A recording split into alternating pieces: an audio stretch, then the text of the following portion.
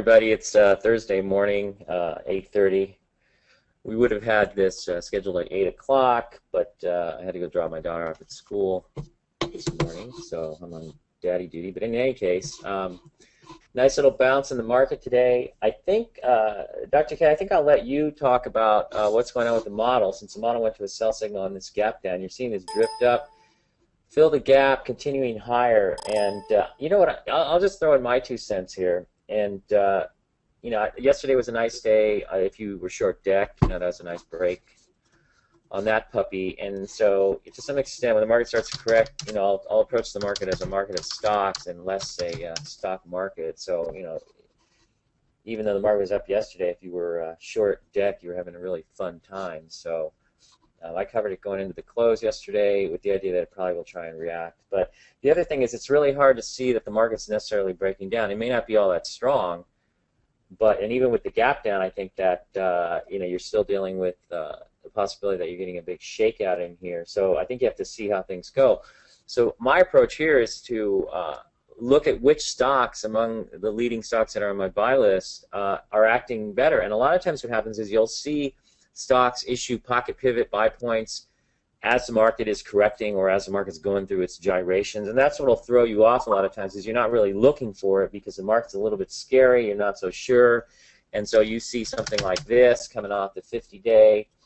That's a pocket pivot buy point off of the 50-day. You see that you might hesitate, but last week we talked about this thing coming in, and that if you saw some sort of pocket pivot or strong action on the secondary, that's probably a buy point. My thinking still is that it needs some time to build a base. Okay, now today you've got LinkedIn flashing a big pocket pivot. I don't see any real big news. I don't know if anybody knows what's going on, but I've got Bloomberg, and I don't really see anything on there other than the fact that a number of insiders are finally filing to sell the stock. Okay, so here's everybody talking about the lockup expiring, and of course you got to be scared to death because you can't be buying LinkedIn because it's going to tank on the lockup expiration. But you can see that you really haven't had any selling, and now that we're seeing some insiders come in and actually sell the stock, well, guess what? It's starting to move, and it looks like they're just absorbing the extra supply, which tells me this thing probably wants to go higher.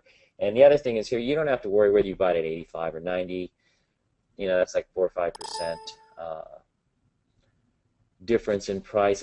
My objective, I don't care if I'm buying at 85, 86, 87, 88, 90. I want to buy when it starts to move. Maybe this is where it's starting its move. So I think you come in intraday, it might pull back a little bit and you can buy shares, but it looks pretty good and very subtle on a day when maybe everybody's worried about the Greek news. So that's kind of what I look at here. Dr. K, you want to kind of go off on what the model is telling you? Yeah, well, so as everyone knows, we had a sell signal after staying on a buy signal for quite an extended period in this nice uptrend. That sell signal came on March 6. Really what tilted it into a sell rather than a neutral signal was first of all, the divergence of the Russell 2000, but also the action of precious metals and other commodities, which were fairly negative. So the model doesn't ask questions, it goes into a sell. Now we're getting what could either be a dead cat bounce, on the basis that we are seeing yesterday's volume was the lightest volume all year on the NASDAQ composite, and then today the markets are pushing higher on the belief that the Greek bond auction will resolve itself, that they will reach 75% allocation by the banks, and it is looking like that will happen. It could end up becoming a sell on the news event, but we'll have to wait and see. That said, the model's failsafe is alive and well, of course, and it's not far off. So if it does get hit, we'll send out a report immediately. Otherwise, we're going to wait and see whether this turns out to be a dead cat bounce or something that's just a gentle pullback, which is actually quite deceiving just simply because of the action of the commodities and precious metals. We'll have to wait and see. Yeah, I think couple of clues might be in some of these pocket pivots that you're seeing in some of these stocks. So I'd keep an eye on these as entry points, because I think the LinkedIn situation is still live, and I think that's still happening. So you're getting these pocket pivots, and the market's kind of like, what's going on here? Models on a sell signal. I think play it on a stock-by-stock basis and more as a market of stocks rather than a stock market. And that means you could have made money shorting DEC. It doesn't look to me like you're going to get any traction on Amazon, so I blew that one out this morning. Net the deck makes things look pretty nice on the short side, but don't be deceived by a little bit of success on the short side. It doesn't mean the market's breaking down, and there really aren't a lot of short sale setups. So that said, you remain fluid. I mean, somebody yesterday was freaking out because they came in and said that Gil sold everything, and then he bought everything back, and then he sold everything. I think you got me mixed up with the portfolio simulator dude. And I know there's just a tiny handful of you out there who want to match your wits with Portfolio Simulator Dude, which I think is kind of interesting because Portfolio Simulator Dude is kind of an idiot when it comes to trading.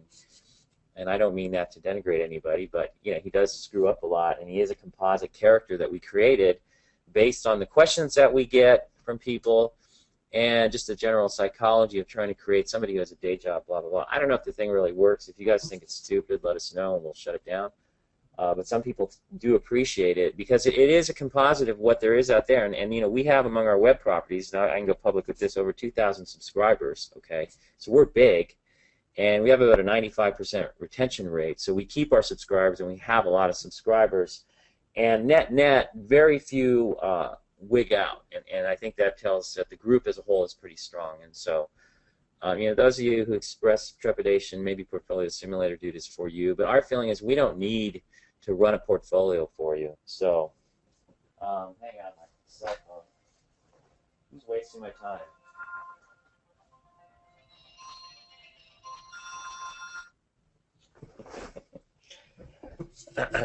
Hope it's not my daughter forgetting something at school. In any case, so that's kind of how we feel about Portfolio Simulator, dude. And we're definitely not going to run a Portfolio Simulator that mimics our own accounts. The last thing I want to do is wear out my fingers typing emails all day. But in any case, that's kind of how I'm looking at this market. And so there are some things acting okay, and I'm going after, if in this environment, while the market is supposedly correcting, and it could continue to correct or go sideways for a period of time, I'm going to go after the stocks that show me strength. So, I'm going to go after this, and I think this guy will build InventSense. I keep calling it Envision because I think it uses the old symbol of Envision. But it is InventSense, the motion detector chip maker. I think this thing probably needs to build a base. So I'd be looking to add shares. If you bought off of here, be looking to add shares coming in. And something to think about too is you do get a pocket pivot, but it is sort of coming up off the bottom here. And something to remember is when we had these pocket pivots in, say, Molycorp, and I remember this really distinctly, is that you did come down like this, and then you had this pocket pivot right off the 50-day, and that was constructive. But it then pulled back and spent a little more time consolidating constructively. The volume is relatively light. Did pick up a little bit, scare everybody out, but still not above average here. And then you had another pocket pivot where it took off. So I wonder, and Dr. K and I have talked about this, whether InventSense may do something similar in terms of maybe having another, it's kind of drifting sideways here for a little bit, and then having, the 50-day catches up, and then it has another pocket pivot. So I kind of like that. I like that setup here. And you guys remember I mentioned, I don't know, does MRVC still trade? Yeah, it does. Holy cow, it's $1 now? But I don't know if I can go, I really don't know if I can go all the way back. Let's try it, though. We're going to try it.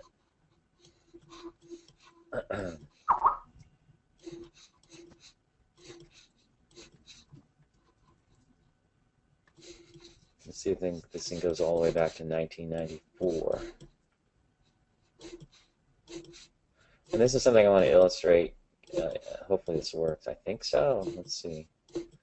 Where are we, Dr. K? Here we go. Here's 1994. I don't know. I guess this is. I bought the stock originally like in here, and it ran up, and I got all excited, doubled my money real quickly, and I kept trying to buy it in here, and every little pullback eventually got shaken out, and then the stock set up in a cup with a handle and then took off, and that took from this peak here about 1, 2, 3, 4, 5, 6, 7, 8, 9 months. So if we fast forward to INVN, you have this nice move up here. This goes sideways for a little while. I think the stock is stronger than that, so I think it would set up in a base sooner. So, whoops. Anyways, let's take a look at. You guys all hear me okay? A lot of questions.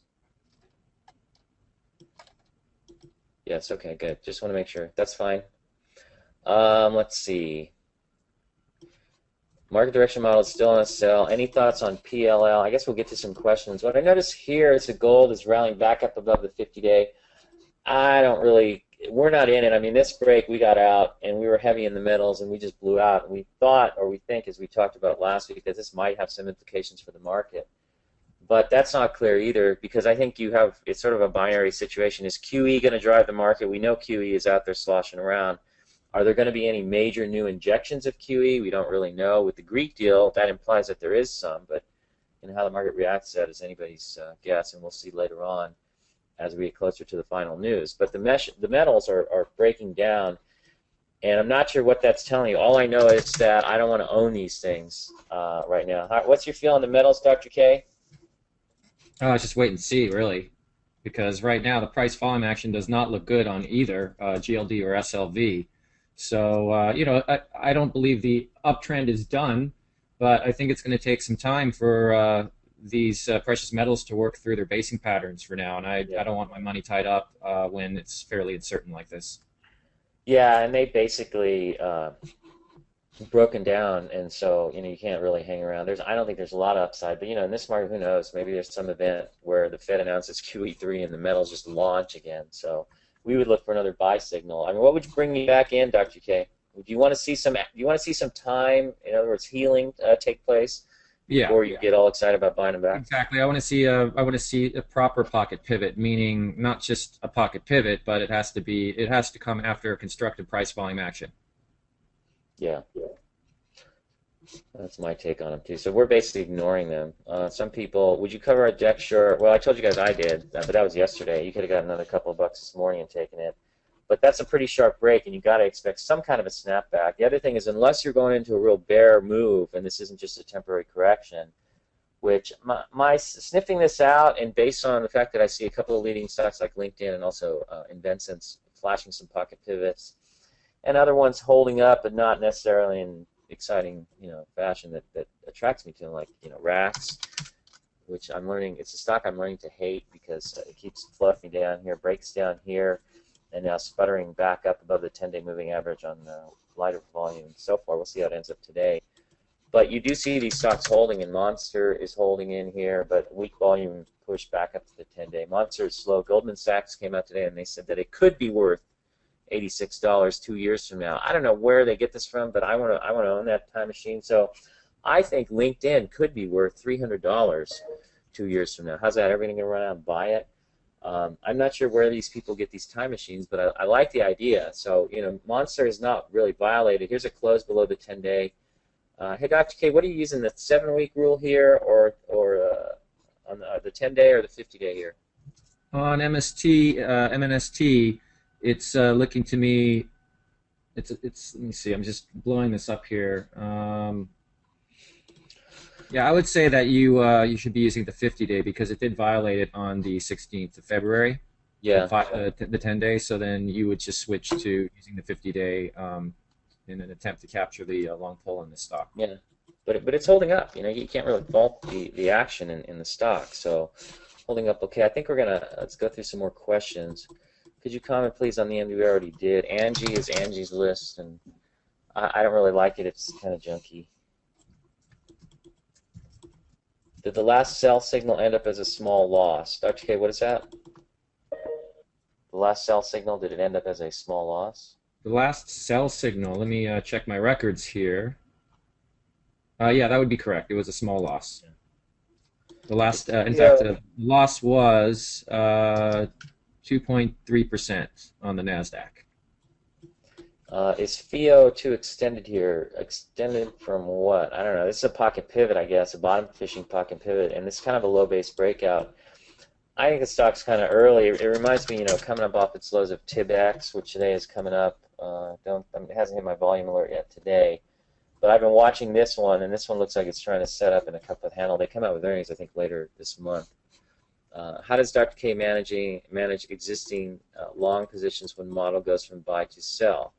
I.e., let them stop out in the normal course, tighten stops, or flatten? What is your approach, Dr. K? I generally will just let them hit their stops. Sometimes I will tighten the stops. It's a case-by-case basis. Yeah, and Dr. K is more methodical in his position building. He'll have 10 10-20% positions that he's building up, so he can afford to sit through. For my money yesterday is like I'd rather go 150% short deck at 75 and then cash it in 9 points down. And then today come back and I'm looking at.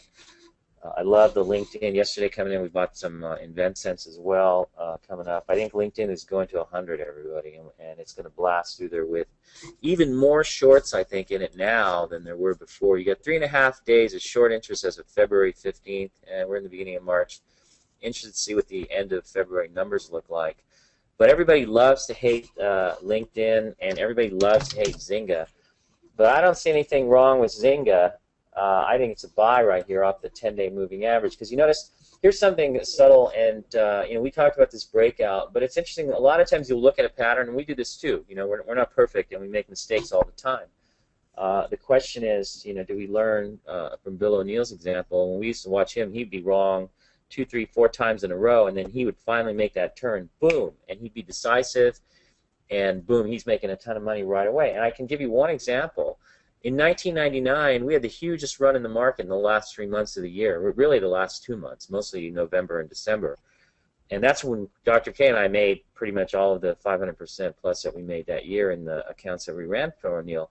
But just a few days before the market turned, Bill was very negative on the market. In my diary, I wrote down, Bill says, this market is through, blah, blah, blah, it's done. And it did look that way. And you go back and you look at a chart of the market in, say, early October 1999, the market had been chopping and slopping all year around and just kind of dinging us to death. And finally, in October, Bill's like, he's ready to throw in the towel. And the trading desk there used to joke sometimes that when the permabull Bill turns into a bear, that's probably the bottom. And at that point, that's what he thought. But that was his best assessment of what he saw in terms of price volume action in the market, and there were some leading stocks that were kind of flopping around.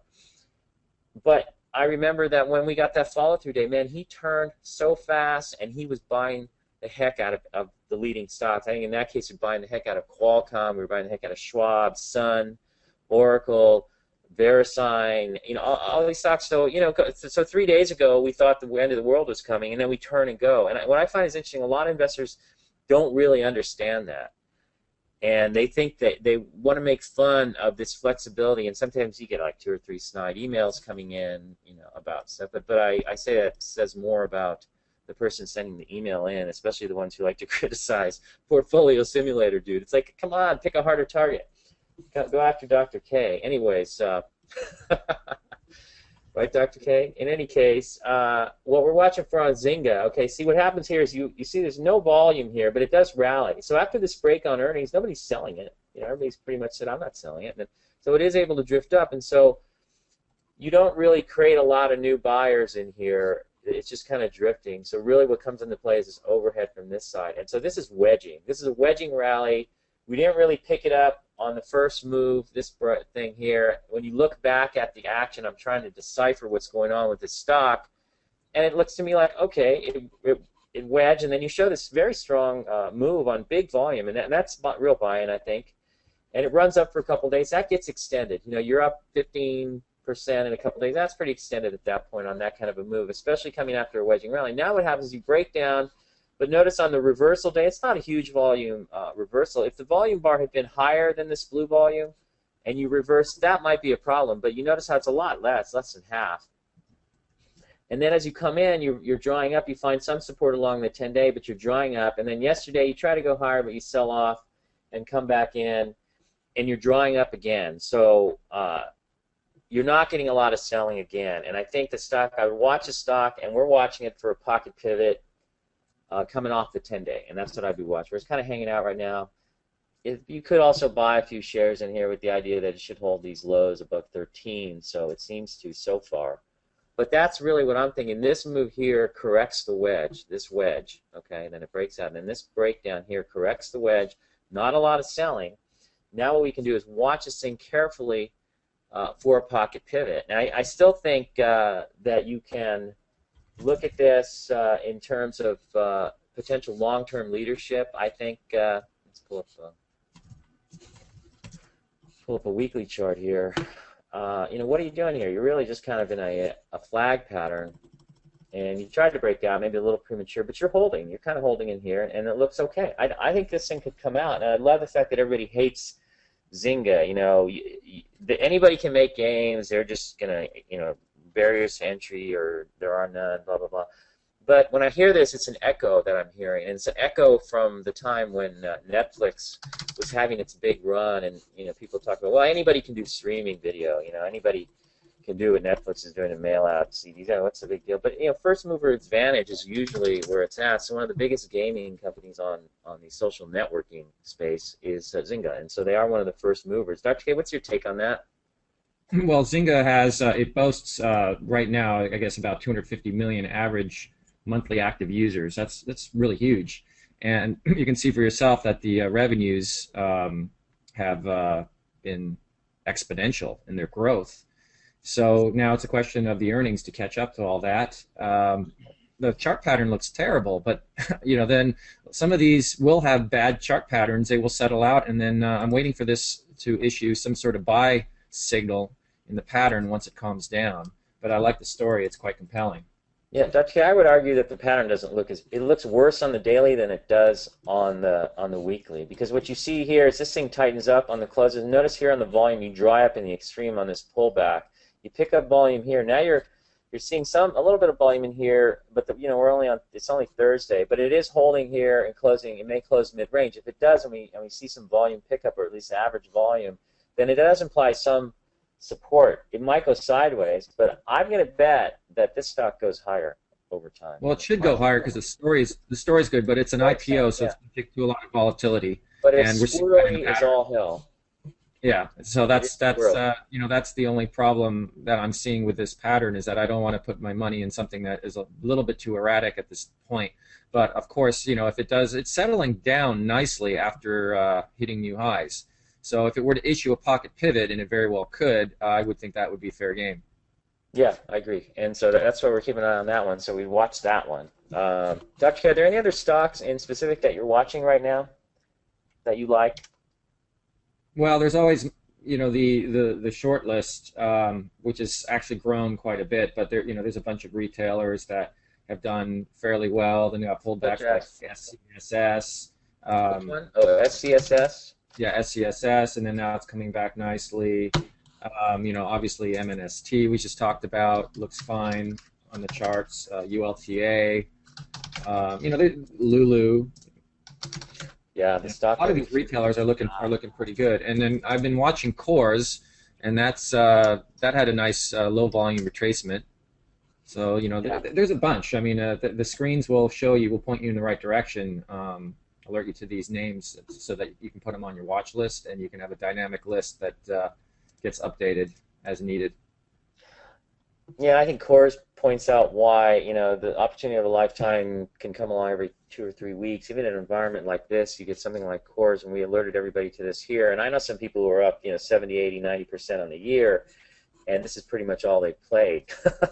So I tend to like newer merchandise type situations. The Rax is strong, and maybe it goes higher, but it's pretty erratic. I think you're going to get more juice in some of these newer things, and I definitely love this. So we're actually keying on this stock right now, and coming in on it on this pocket pivot. So, but it is a little, it is coming straight off of this little downtrend, but it's also the first pullback to the 50-day moving average. So there's a couple of ways to look at it. You don't have to necessarily jump to any conclusions based on this one day, and you don't really necessarily have to rush into the stock. You take your position based on this, and you take it somewhere in here, and then decide that a violation of the 50-day moving average is what's going to get you out of the stock. So, you already talked about how you managed existing position. For us working folks, could we insert a fail-safe stop on SEF and RWM? What is SEF? I know RWM is the inverse Russell, right? SEF.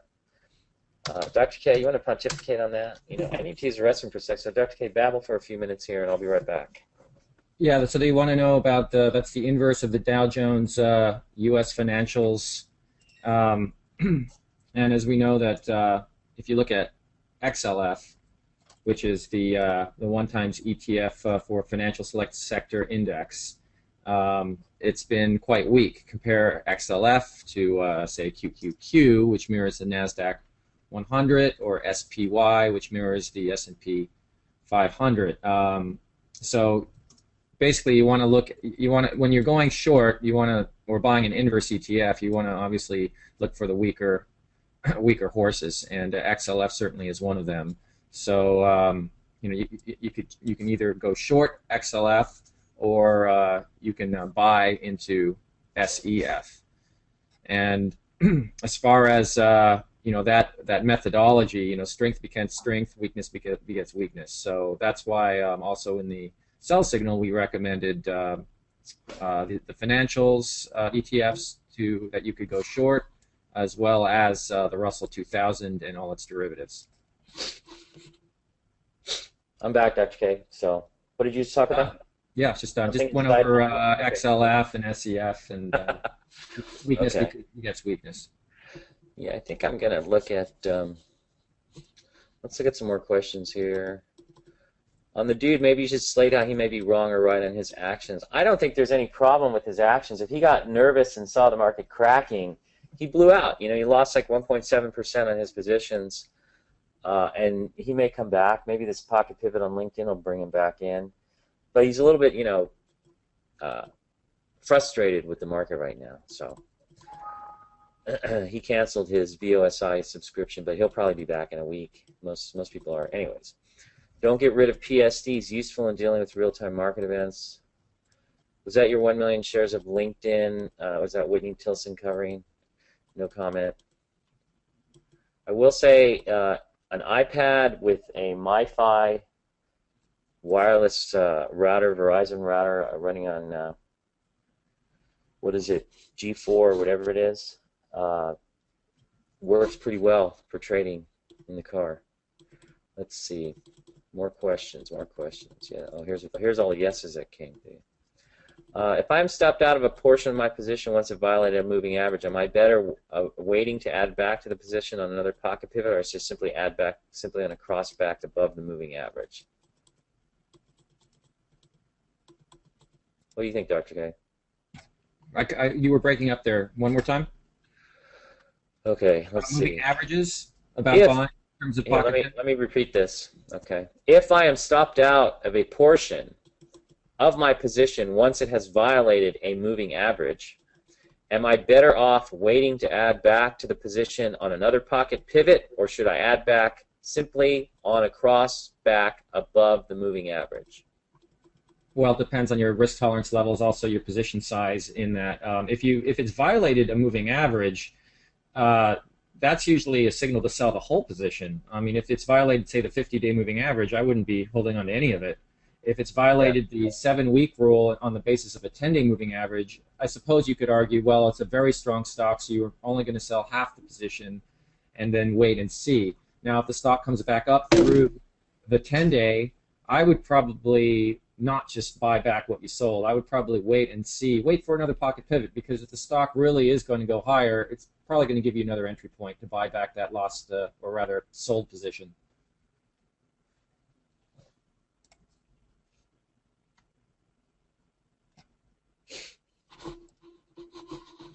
Let's see, SLXP, someone's asking about.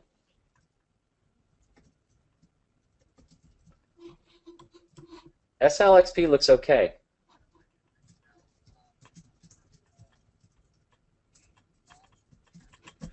Looks okay to me. I think it's viable as long as it holds above the 50-day moving average. This is a pocket pivot, and yeah, this looks fine. What do you think, Dr. K? I like the dry up in volume. Yeah, I've always, it's not done anything that is alarming. I mean, you had the big up day after the earnings report, which is very favorable, and now it's pulling back on light volume. So, I would consider this in play. Yeah, definitely. Looks good to me. Let's see. I know you have compared this year a rally to 1995. No, 1994 is what we've compared it to. But it looks like 1994, and let me see. Let's see if I can bring this up. And just in the sense that, you had this big break here in last August, and then you worked your way up.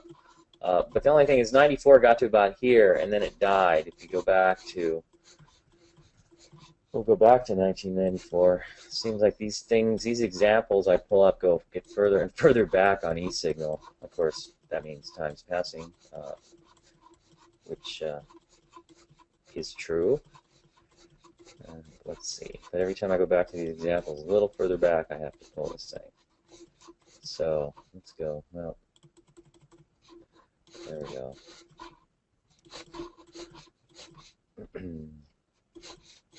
Still going. Still going. 97, 96. Here we go. Here's 94, and this is what I'm talking about. In 94, you had this big break, and then you came up, and you tried to rally, and then you broke down again. See, what we did this time is we just kept going, and we went out to new highs. Here you had this breakdown that shook everybody out, got everybody negative in December of 94, and then the market took off, and we started the 95 bull run. And I can remember this thing got started. I'm just floundering around in here, floundering. The market's going up, and I'm going down. I'm down 30-something% by May. And then right here was where I caught Cube, and between May and October went up 500%. So, you know, those of you who get frustrated, I get times when I get dinged and I lose, you know, a couple $100,000 here or there, whatever, you know. I know for most of you that's your house, but yeah, so you get dinged around, but you know what? Eventually something comes along and you jump on it and you catch it right and you're up big, and that's all it takes is one stock. So you have to be open to any new opportunity. And I'm going to say that what I like here is that you are seeing some stocks flash pocket pivots that have potential here as the market's doing this little correction. And while on the indexes this looks funky, and this might be a low volume rally. How are we doing? We're actually, the volume is up today, right, Dr. K? Yeah, well, yesterday was the lowest volume of the year, so it would be up. Yeah, so you've got a situation where, you know, it looks a little sloppy, but it could just chop around and then head higher. So that's a possibility too. And you'll often see that, you know, in uptrends. Here's a break like this, and then it sets up again and goes higher. You get a couple of breaks like that, and then it goes higher. This action looks a little funky here for 2 or 3 days. Specifically, we're up only 4%, 4.7% at this time of the trading day on the Nasdaq, and only 3.7% on the New York. So, despite, even though yesterday was the lowest volume day of the year, today is not, the volume traded today is not that much greater, which also speaks to the possibility, the greater possibility that this might just be a dead cat bounce. Yeah. So you have no idea. So, but if you see a couple trades, you take some positions and see how they go. And I think that's prudent, and that's what we're doing. But we're still sitting on TZA. Well, let's go over here. Some of these ETFs going back. And that's just kind of pulling back lightly. But who knows, this may just peter out and not go anywhere and go sideways again. But we got the fail-safe, and we'll operate on that basis. In the meantime, though, I think it's possible to treat the market somewhat in a bifurcated fashion by coming after some of these stocks showing some strength. So it looks okay to me. Let's see here. Let's do some more questions here. DN, what is it? Dunkin' Donuts, huh? Ooh, somebody likes Dunkin' Donuts. You like Dunkin' Donuts, Dr. K? Not to eat. Krispy Kreme. No. I mean, that looks like it's on track for a pocket pivot. It's a real thin stock, smaller one. Well, it trades 797. That looks okay. I mean, if you like it, I guess you could buy it. 74 relative strength. Earnings look okay going forward. Kind of turning the corner here. Next quarter up 188% they're looking at. But the other thing is look at the sales, 13% in the most recent quarter. 96.2% return on equity. So, you know, there could be something here. It looks okay. I'm not going to tell you this one doesn't look so bad. Yeah, I would just this would be a slower name. I don't think it has the excitement of what Krispy Kreme donuts was at the time. Krispy Kreme had a huge niche and exceptional donuts for the time, and I think this was 2001 in the middle of a bear market.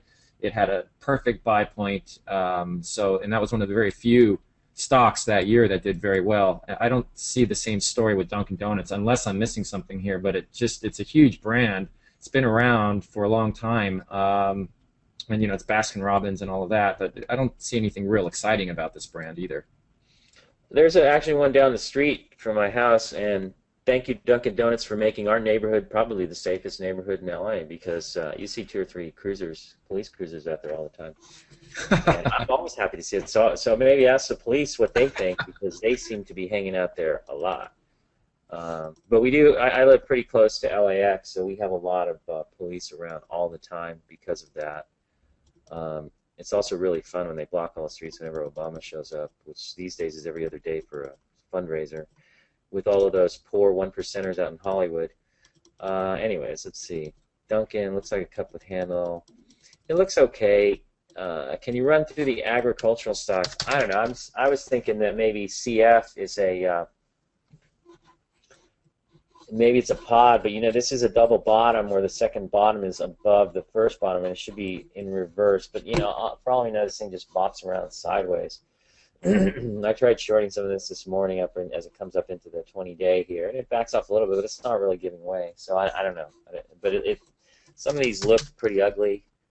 But pot's been a laggard for a while, so I don't really consider it to be one to be looking at. AGU is okay. CF has been the strongest one, or one of them. I think what is IPI? That's been weak. So the group has been weak, and CF has kind of been the outlier as far as I'm concerned. I think Monsanto has also been acting better as an ag stock. So I don't think that's really where I'm playing right now. I think I'm going with where the strength is if I want to get long this market. So, and if there's no issues, I have no issues buying this. I have no issues buying that. Show me the strength in a correction, I'll buy it, and that's where I'll rotate to. I don't have to sit. Yeah, I like Monster. No, I'm sure Dr. K still has his position, but that's like a slow boat to China. I need more excitement in my life, so don't let the negative emails get you. You know what? They don't. Sometimes we just have fun with them. I also like to bait people and see how mad we can make them. You'd be surprised. Some people they're really attached to having an opinion, and then they get really attached to their opinion as something that personifies who or what they are, and so they get defensive if you slam them. And as you guys know, I love to slam people. It's just I started as a broker at Merrill Lynch, and it was very tough. There's probably like 15, 20 people in my class back in 1991. I'm the only one left in the business, and after I think 5 years, I was probably one of 2 or 3 left in the business. So it's pretty brutal. So you develop a thick skin, and yeah, we used to give people a bad time, but it's all in good fun. Zynga also meets Juan's 8-week hold rule. How so? I don't pay attention to that really. I mean, you're talking about this breakout more than 20%, so you got to hold it now, and that is true. But I don't really pay attention to that. You want to comment on that, Dr. K? Do you follow the 8-week hold rule, or? And when it comes to 20% gains, all of that, I generally don't follow that just because there's other considerations that are more important than that 8-week hold rule. I understand why it works or can work. I just wonder if O'Neill himself, who created that rule way back when that rule did work back then, I don't think it works as well in the last 10 years, just because the markets have been a lot more challenging in the last decade. So when he created that rule, I think he created that rule in the 60s, and it made sense because it would keep him in a winning position rather than selling prematurely.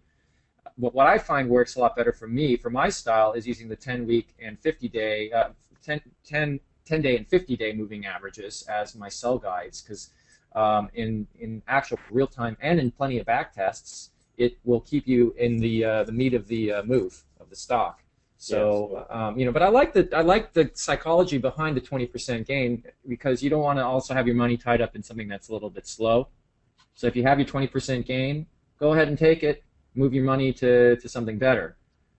In practice, what ends up happening is something better comes along and I sell off my weakest position, which might be just that kind of stock.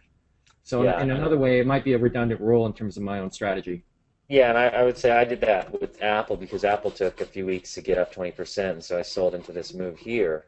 And now I think it probably needs to go sideways for a while. It is holding the 10-day moving average, so it is very stodgy and very stubborn in that regard, and I think that means that it's going to hold in here. I'd look for some sort of high tide flag to form. So far, what are we looking at here? You got this, and so far you got, depending on how this week finishes, so it's support off the lows. So, if you saw this go tight another week, maybe you can come back in and buy the stock. I think it looks great, and it acts very well. And of course, everybody has a huge price target on it, but these things can go for ways. Apple. The thing about Apple is that 13 times estimates. You're not going to find many money managers ready to dump the stock just yet. Okay, so I think that's really what it boils down to. S-Bucks, people asking, S-Bucks, this is breaking out, so not much to say there. Do we like it? Will we load the boat and mortgage our house to buy it? I don't know. Is that what you want us to say? But that's breaking out. Netflix, I don't know if anybody was on the online Traders Expo number 10 last week or the week before. I think it was last week, right, Dr. K?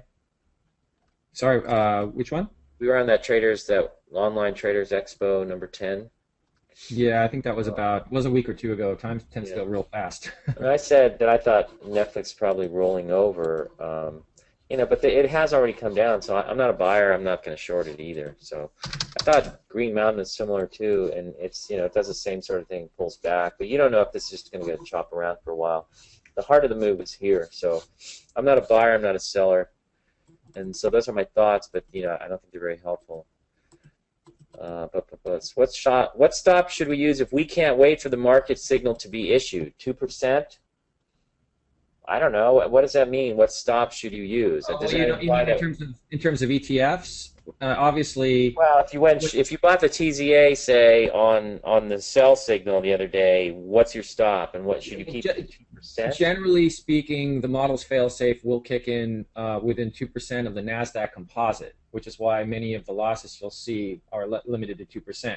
In a more volatile year or more volatile period, and 2011 was full of that type of trendless volatility, you're going to see losses between typically 2 to 3%, or I should say not typically, but as high as 3% on the NASDAQ.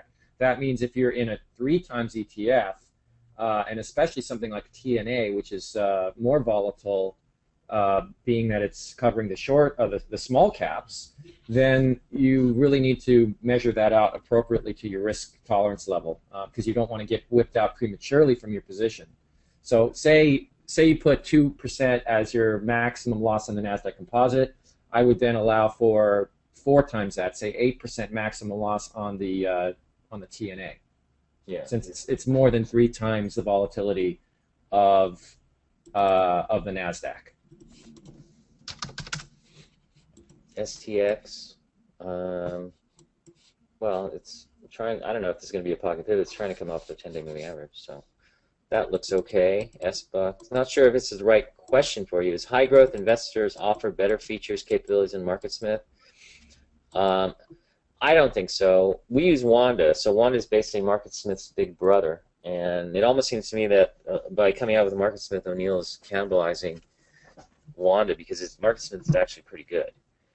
HDSI is just a cheaper program, so if you're one of those people who doesn't watch the market all day long and you don't need a real-time program or something that you want to link up to quotes, which we do, and which the O'Neill products all allow you to do, HDSI is an after-hours download, but it's a cheaper product, so a lot of people come to us and say, what do you recommend if I don't have $1,000 to spend? Well, if you got like $399 or whatever, HDSI works pretty well, but I'm not telling you, they don't work closely with us. They came to us and wanted to develop a pocket pivot sort of template chart view, so you can overlay it on a chart and it brings up with blue horizontal lines. It shows you where the pocket pivots are. We just work with them on that. I mean, we don't work closely with them because if we did and they did everything that we wanted, they would have real-time quotes and everything on their system. The other thing is fundamental data can take a few days to update. But my thinking is, if you're looking for something, with charts and whatnot, then I think that's something to look at. Coach is pocket pivoting today, so Qualcomm. Somebody asked about Qualcomm. Qualcomm looks okay, and Broadcom. There's another one. These are plays on Apple, and I think those are, they don't get me excited. So I do like the Coach here. Aria, Dr. Katie, this is one you were talking about before, right? Yeah, AR, the medical company, and it's looking, this is a very sound pullback right into the 50-day. So it'd be lovely to see a pocket pivot of some sort on this name. Yeah, You have definitely. to get a lot of volume, and also because of the nature of the company being involved in the genetic, it's a biotech company, so you've got very erratic earnings. So you have to keep that in mind in terms of the risks involved in playing such a name. Yeah, and the other thing is how much luck have we had with biotechs? We had Biogen, and it's just kind of like, slow but to China doesn't really follow up on any strength. There's stocks like Cepe that look really great on a gap up, and it's just been chopping around. Biopharma, we had that one. Now, this is an example of, let the stocks force you out. In this case, it broke down through the 10-day, and, Portfolio Simulator, he sold it out above 30, I believe, so he got out fast. So people like to criticize him, but he didn't get whacked on Biopharma. Now it's living below the 50-day. So I don't like this, and a lot of these other biotechs, let's just say, Salix looks okay. That looks quite viable. You could take a position here with the idea that it holds at 48.11 low. It doesn't violate the 50-day here. What are some other ones that look kind of interesting, Dr. K? I think really if you're looking for big stock, medical ICER probably going to have to move higher if the market continues to move higher. Yeah, there's a few. There's we talked about SLXP, but there's ALXN. Viropharma was looking good until ALXN, one of the best ones, I think, and I like this one. So. And then CBST was interesting. Zoll Medical, ZOLL. Zoll man, I'm a Zoll man. Yeah, they're okay. But I think I like what's going on LinkedIn today, and I like what's going on in INDN yesterday, which continues higher. But I expect that it's probably, I don't know. Could it go higher? I guess it could. Could it just come out of here? A 4-week double bottom. I've never seen that happen, or have I? Yeah, actually, if you go back, I think Dry Shifts had something like that way back in 2000. Yeah, here it was. This is a little double bottom. Bonk, bonk. It was a 4-week double bottom. I guess color. Here's another one, sort of, and then it took off both times. I remember back then there was some debate about whether these are proper bases or not, but you didn't really have to worry about it back then because you just go on the basis of pocket pivots. And I do remember, just like we're going on the basis of pocket pivots with InventSense here, we're not worried about whether the base is long enough or what. But these are those patterns I was showing you, the double bottoms here and here correspond to this and this. And you can see here's a pocket pivot, here's a Bible gap up, looks like. So you could have bought that.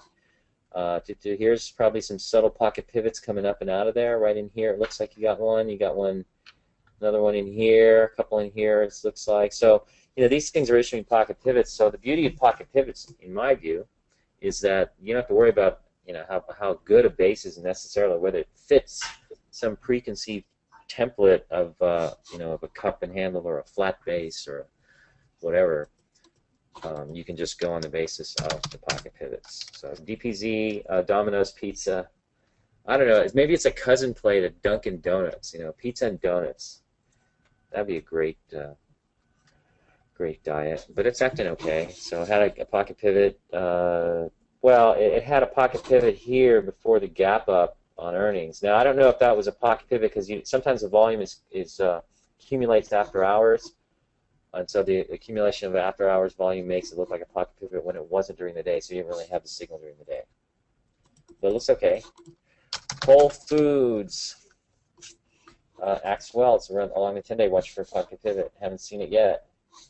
Maybe it's going to happen. IACI. This is the one that a couple of people had some trouble with because it shook out below. But again, if you look at IACI, it's kind of its nature to be a little bit erratic. Got a little tight in here. Boom.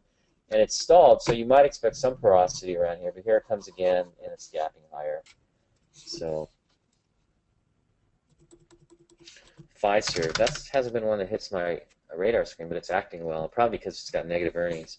Tractor Supply continues to act well. It's a slow mover, but you get these pocket pivots, it hangs out, holds above support, moves higher, hangs out, holds above support here. So it's stair-stepping its way higher.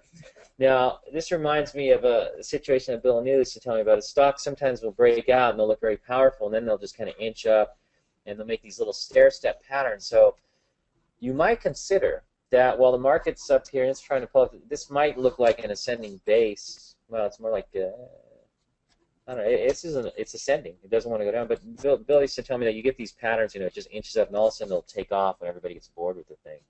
So if you own this one, it has never really violated anything on the downside. It's held above each little consolidation on the way up. So it acts fine. Nothing wrong there. CFA, we talked about that. I don't know.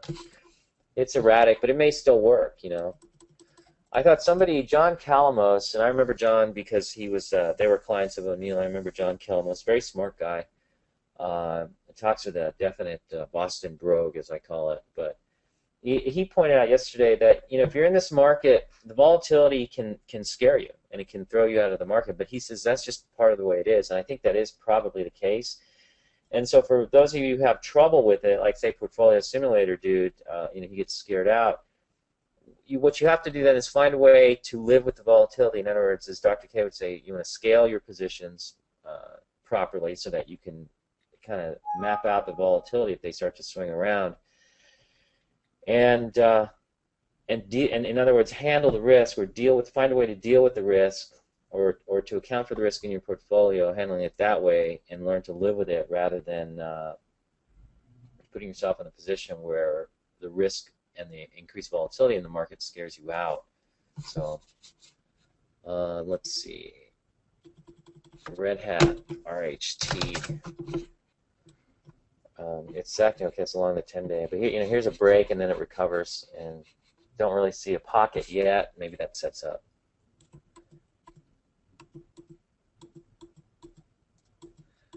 What do you think of home builders? They haven't shown up on my radar screen, so I don't really think. Do you have any opinion on home builders?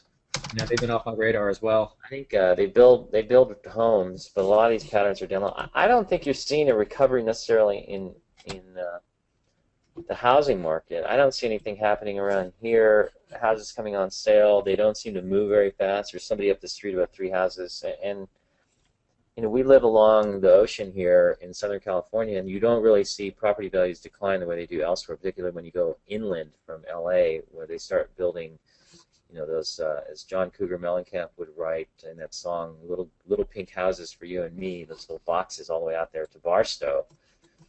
Those things come down, but around here they don't. But yet they are selling slower. So there's a house up the street, and it's been on the market for now 4, 5, 6 months, and it's still not moving.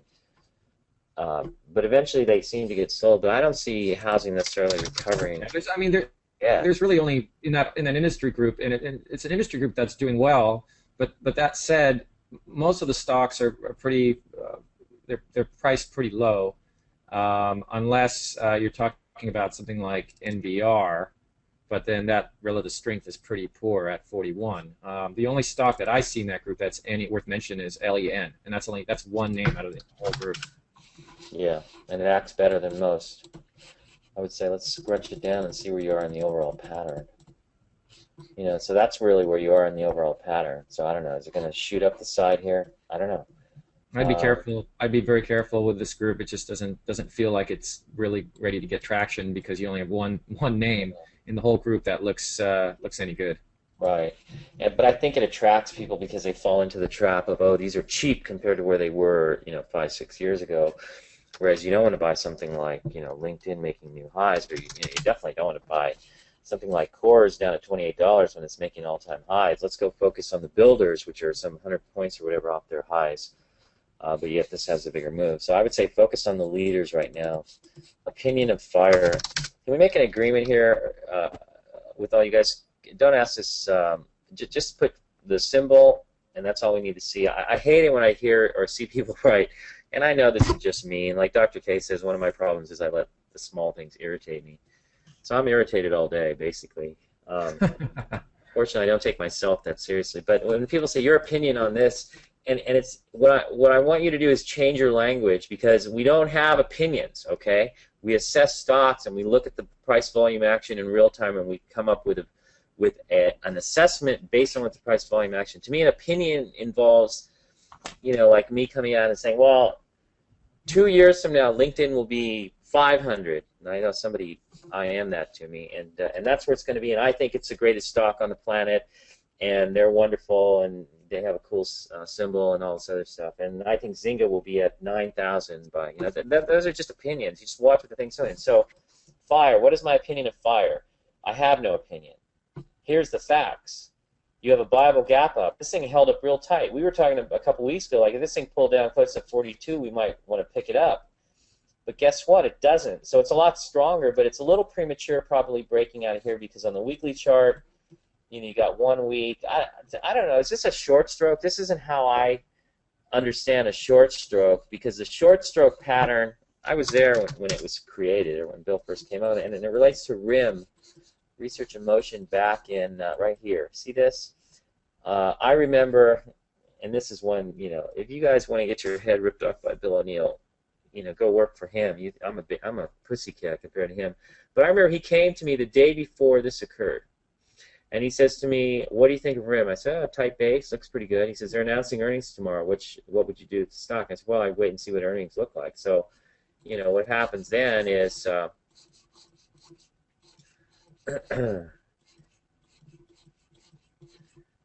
Let's go back to this. Here's the gap, so he's asking me on this day here, what do you think? And yeah, it looks pretty tight. So it gaps up, and then he calls me up in here and he says, "Well, you blew that one, didn't you?" Okay. But the thing is, you could have bought it on the basis of the Bible gap up. But you notice something here. If you look at Fire's gap up, it's similar in that you had the big gap up and it didn't give up much of its gains in that it never really got close to testing the low on the gap up day. So if we fast forward to Fire, a similar thing here. It never really is getting close to there. So, but this may be a little premature, but it's acting okay. I think though you have to wait for another buy point to show up, and that may take some time. Dr. K, your thoughts? Or your assessment? It had a viable gap up. It's a little sloppy in here. I would, if you're sitting on your position, it's not doing anything wrong, but I wouldn't be buying it right now. I'd be careful. I'd wait for the market direction model to turn neutral or to buy signal before stepping in to buy something like this, or wait for a pocket pivot to set up again. Yeah. I mean, it's the action on the 5th, March 5th, was a bit extended, so I wouldn't be stepping in there to buy an initial position. And when it gapped up on the 22nd of February, that it's buyable at the open, but then as it gets longer in the day, then it's up 26%, and I don't think I'd want to be buying it way up there. No. So I'd wait for this to calm down. I mean, it looks like it's a very powerful story, and could certainly go a lot higher from here. So wait for your entry point. Okay. Oh, some interesting comments here.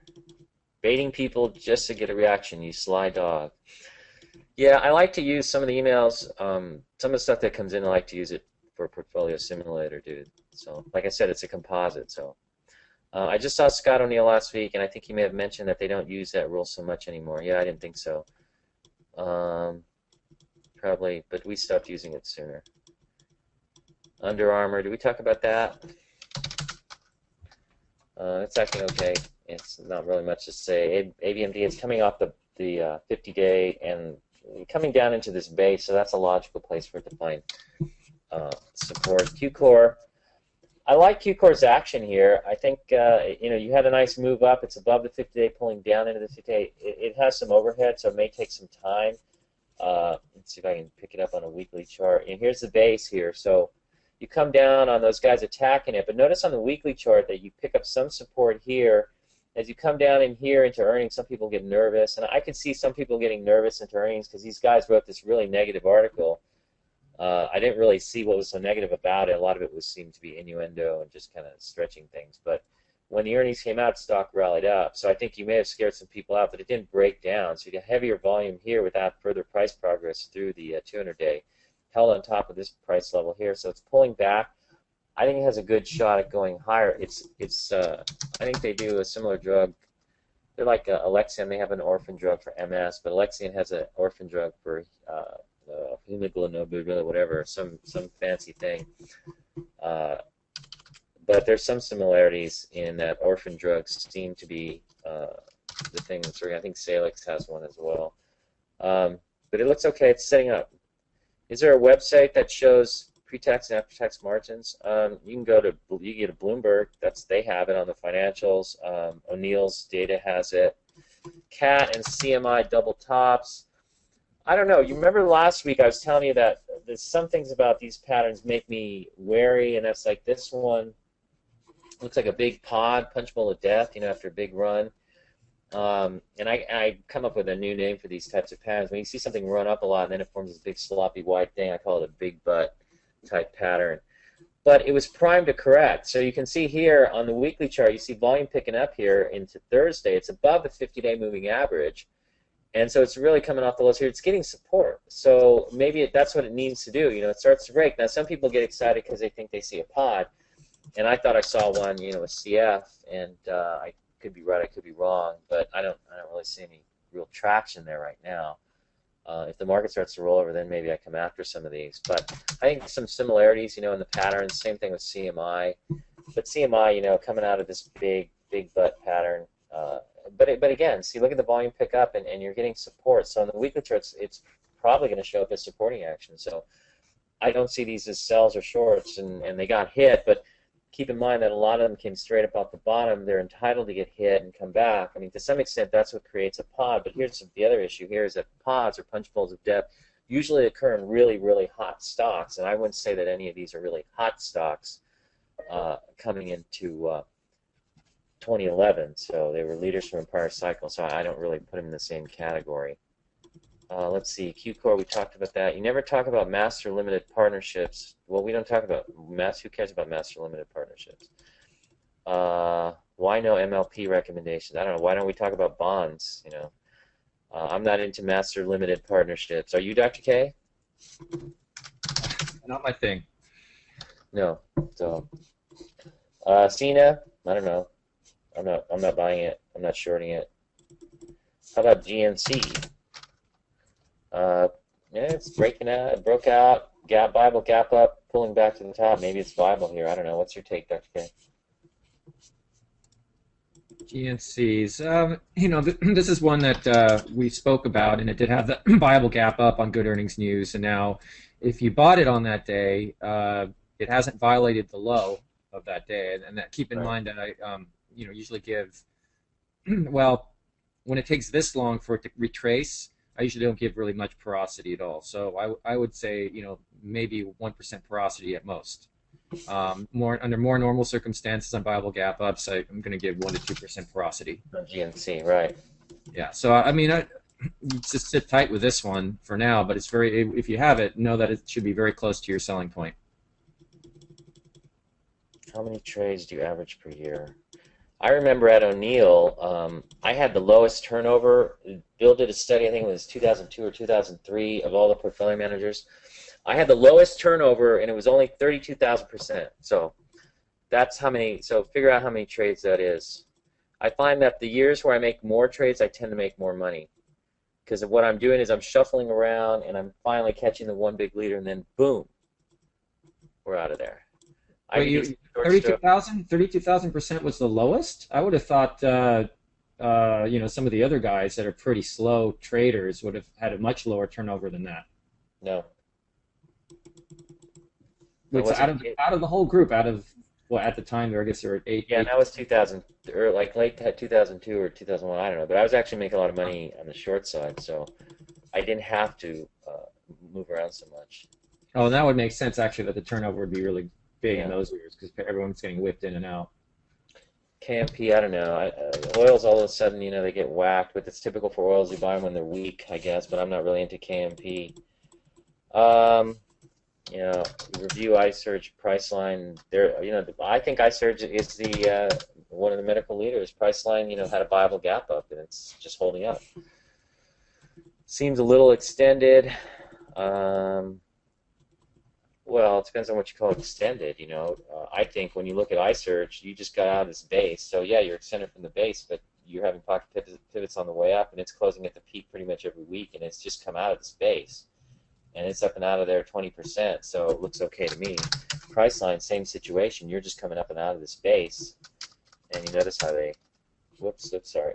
I guess that was Priceline. And iSurge just came out of this base. I guess it's extended, but this is a breakout. I don't know. It looks fine. I'm not going to run out of them. I think these look fine.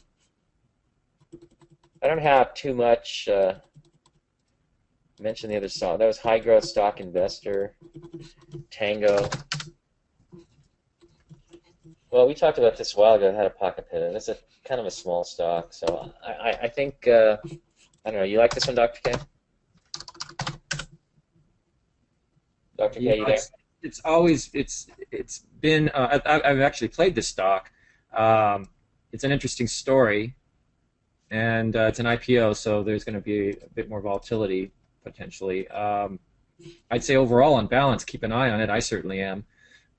I had a position, I sold it, waiting to see if there might be another re-entry point. Okay.